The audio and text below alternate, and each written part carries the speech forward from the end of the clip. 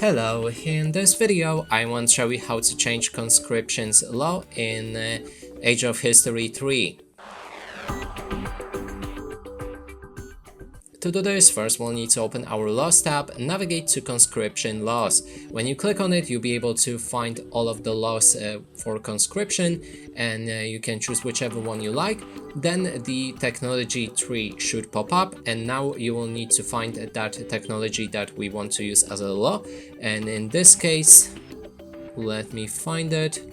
It's a draft system. It's right here, so that means you need to research it, and then it will unlock and you'll be able to select it. And that's it for this video. Hope you like it. Please consider subscribing to our channel, leave a like and a comment below.